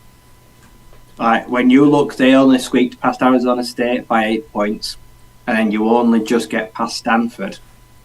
Doesn't look very good for your college football playoff resume, does it? No. Like I say, they're going to have to answer for this when they get their day in court with the committee. It's not look good, but yeah, Stanford are in a rare position of they can play a bit like Arizona State. They can play football. No one expects them to win. They're pretty much written off before kickoff, and that, yeah, since the Colorado lit a bit of a fire in them, that they're just able to go out and just work out what works best for them. Like I say, any emerging talents that they're able to kind of build around. They've found a potential star receiver now. Like I say, that they're able to just kind of just keep looking for, just feed him the ball. He'll keep doing his thing. The quarterback will keep going to that well until it dries up. And then, yeah, defense playing its part. And they look like a team that it's not going anywhere, but a team that's kind of trying to drag itself back from obscurity. After last year was pretty dreadful on the field, it was also really bad off the field. They're kind of just giving their fans just hope, something to cheer for, something to want to go watch. You can see the Sac State part of it coming in, can't you? Obviously, Troy Taylor's come from there. You see the explosive offense, which he's putting in there. You're starting to see a bit more of an identity on defense. I know they gave up a lot, but Penix is the Heisman front runner, I think, now. So it's great for Stanford. But moving on to them, Penix, 369 yards, 4 touchdowns, did have 1 pick, but, now on a flawless day for him. But I think the battle now is coming at receiver. Everyone says Rome Odunze is the first round pick, and he is. He is a first round pick. He's amazing. We've both said we want him on the Lions, and he'd be a complete luxury pick for us at wide receiver, but hell, we'd do it. I mean, 89 yards touchdown on the day for him, but people don't talk about Jalen Polk enough. He's like the wide receiver too there, but 5 catches, 148 yards and 2 touchdowns, just a measly 29.6 yards per play for him. I mean, Washington could have 2 receivers go in the first round. I've watched him a bit more recently to see what the difference is between them. And honestly, I think he's got first round traits as well. Penix is clearly the Heisman guy, and Polk and Odunze are clearly both first round picks, I feel. I don't know if you agree. I'm probably not there yet on Polk, but I think he's the kind of guy with a good private workout and a good combine. Could be like a Rashee Rice and sneaks into the end of the first round. Yeah, I think it's safe to say, yeah, Penix, it's his Heisman to lose. Like I say, really, if he wants it, he's going to win it. Right, and that isn't a slight anyone else. I just feel like even when they win and they're pushed all the way, he's never the reason they're in trouble. No. Like, he doesn't have bad games. He just goes out there and just puts up massive numbers. And I can't sit here and say that he'll be any good in the NFL. Could be absolutely terrible, but as a pure college quarterback, yeah, I think unless something freaky happens between now and the end of the season, I think he will win the Heisman. But Dunze, I think, he's a top 25 player. I think Jalen Polk right now top 50. Like I say, with the chance to move up, it's Braylon Trice also matched his own record for an FBS pressures in a game. I think he got 16 pressures on his own. And in 2022, he also had a game where he got 16 pressures by himself. Like I say, I like him potentially as a future Lion. But this Washington draft class is going to absolutely smash the draft. Like I say, they're going to have another absolutely stellar year. And for me right now, I think Kalen DeBoer is one of the front runners for head coach of the year. Yeah. He made the playoffs, even if they built with a playoff game. I'm tempted to give him it. Yeah. I see he made the jump from Fresno State, and he has taken to the Pac-12 and to Washington like a duck to water, and they are just a juggernaut. Yeah, and unlike USC, they have a defense which can be clutch when it needs them to be. I mean, I know they technically were this week, but he's got it better on both sides of the ball, and they're in an incredibly hard division, and they're winning games. Now, they're at the Coliseum this week, this is the big test, the really big one, but, even when they've been nervy and jittery, they're still winning, which we've seen with a lot of teams in the upset columns the last few weeks. UNC couldn't hack it. A lot of teams can't hack it. There's very few teams who can hack that pressure, and so far, they're standing up to it. So it was close, and great game by Stanford, but Washington continue. But the big one is this week. You figure if they win this week, I think that'll be it. I think that'll be them going to the playoffs, and I think they'll get everything out of the system that they need to. Moving on, another team, and good lord, I'm glad this one wasn't an upset, because it would absolutely have torpedoed one of my biggest takes of the season. But Penn State, Ryan, they had a rotten weekend. Another team who they lost Ohio State the other week. Obviously, the pressure's on because they can still win the Big Ten and they can still get to the playoffs. But you're facing Indiana at home. You win 33-24. But this game was level with literally a minute to go. Indiana dug themselves out of a 10-point hole. It was 24-14 to Penn State. Indiana dug themselves out of it, and it took until 1 minute 46 left in this game when Drew Aller, in fairness to him, when they were struggling and they needed him the most, he made a clutch big-ass throw to Keandre Lambert. I think it was nearly 60 yards or something like that, but that was a play he badly needed to show that when the pressure was truly on, because Indiana did not let them get away this game. He delivered the big play when they needed to, but the Nittany Lions, another one who they're very lucky their season's still relevant after last week. Yeah, they're kind of limping towards a Big Ten title game. They really don't feel with any confidence. It feels like all that air in them has just been punched out. They just look deflated after the Ohio State loss. And that's not what you want to see. Teams like that, you've got to respond. You can't just go out there now. They played like they felt sorry for themselves. And bear in mind, this is a 2-win Indiana. One of the worst teams in the Power 5. They're terrible. Yeah. And it took 2 minutes left on the clock to put them away. I thought they were going to lose. And if they'd have lost, I wouldn't have been mad. Because it'd have been their own fault and I would have applauded Indiana. But now, it's a real test of their mettle. And it's a real test of James Franklin. Yeah. Can he he's got to muster something out of them now. The big tests are on the horizon. And when they come in, their title credentials in the next 2 weeks are about to be questioned. And if they're not ready, it could be his neck on the block. Yeah. You're at home to Michigan next week, and that's the strongest test. The season comes that's down the season. That's the season. Next week is at home to Michigan, and that is my last lingering hope of getting my Penn State in the playoff prediction right. But they don't look ready, and weirdly enough, the secondary concerns, because Indiana, they only ran at 4 yards carry. They didn't run the ball much, but the quarterback, I didn't even know him, Brendan Sorsby, 13 of 19 for 269 yards and 3 touchdowns. That's, 13 completed passes and you're giving up 270 yards to, I don't know if he's good or not, but I've not heard of him before. It's like, you should be doing better than that. When you're keeping the run game in check, you can keep honest against the pass, and you kind of let them shred you a little bit. And they weren't doing a great deal on the run, so yeah, I'm worried about Penn State now, and I'm not confident at all. I don't even know if I'll be able to vote for them next week when we put it in the pick, which if I do, because everyone's just going to pick Michigan, so I might not even do it. Staying in the Big 12, I've put it in here. Ohio State, 24. Wisconsin, 10. Ohio State are the worst undefeated team in college football right now. Is that a fair statement? Because in this game, Wisconsin absolutely nullified them on defense. I think it was 10-all at the end of the first. Wisconsin actually looked pretty good. They had a touchdown drive just before the half. You're thinking, yeah, they're getting things going here. They're looking pretty good.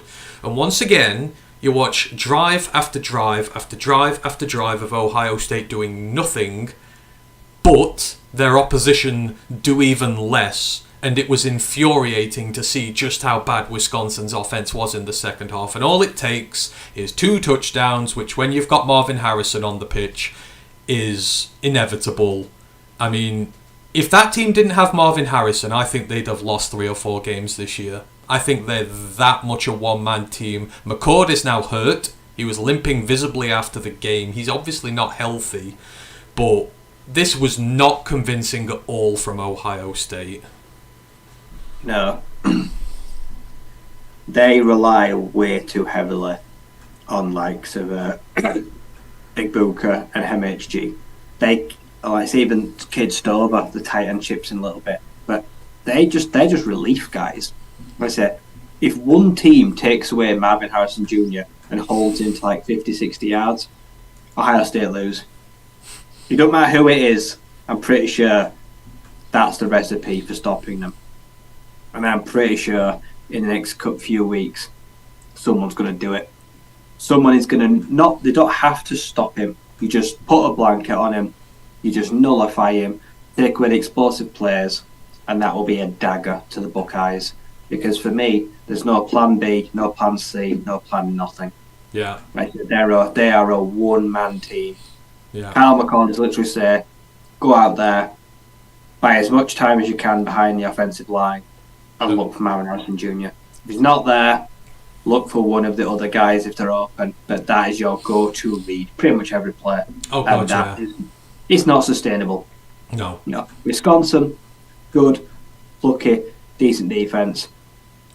Had a better offense, that would have been a much closer game. They might have called Ohio State's bluff. But yeah, we're now seeing cracks or chinks in the armour of the Buckeyes and the Nittany Lions. Do you know what? For Michigan, this is literally blood to a shark for the Michigan Wolverines. Yeah, so I'm going to make this prediction now. I said 3 scores last year. I think they're going to beat them by 30 points this year. 30 points, and I think that's been generous. I think that's the vastness in difference between them. It is literally, if they can keep Harrison in check, then there's going to be no issues there whatsoever. And Ohio State, it just angers me how they're allowed to get away with this all the time. And I hope they're playing Rutgers this weekend at Rutgers, and you know what? I am going to be the biggest Rutgers fan in the world ever. It's not going to happen. We're not going to get it, but I think Rutgers would have put up a better fight than Wisconsin did. So, yeah, fraudulent there. Brent goes, PSU-Indiana game was one of the best games last week. I was rooting for Indiana so I could give Antony grief. Not this time, Brent. You can give me grief when the Wolverines pound them next week, because I think that's going to happen. But very quickly, right, I don't know about you. I do not want Marvin Harrison Jr. in the NFC North. Like, at all. Some of the catches he makes are freaky. That over-the-shoulder one in the end zone when he's like coming down in the corner. I think it was his first one the other day. I don't want him anywhere near one of our division rivals. I don't know about you. No, I can't. I can't bear the thought of Justin Jefferson and Marvin Harrison Jr. I would trade up for a corner. If someone drafts him in the top 5 and it comes to the NFC North, I will trade up for the best damn corner I can get my hands on. That's how little I want him here. He is sensational. And that's, I'm not going to take that away from Ohio State. He's, wow, amazing. Other noticeable near misses this week. Tennessee on the road at Kentucky. Tennessee ranked 21. Won 33-27. Milton still flat as to deceive. Tulane, this was in the pick watch, and everyone disregarded Rice and went with Tulane, including me and Ryan.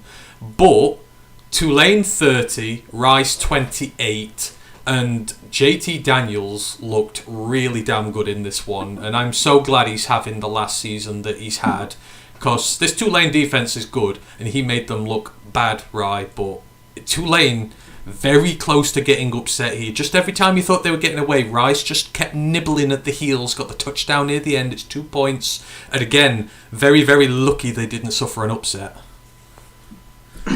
No, Tulane are one of those unfortunate teams that have got no room for error. One loss, and that is their New Year's Six bowl dream over. If they take one loss, that dream dies for me. They then lose out to someone like Air Force. Oh, that's the dream. They have to win out.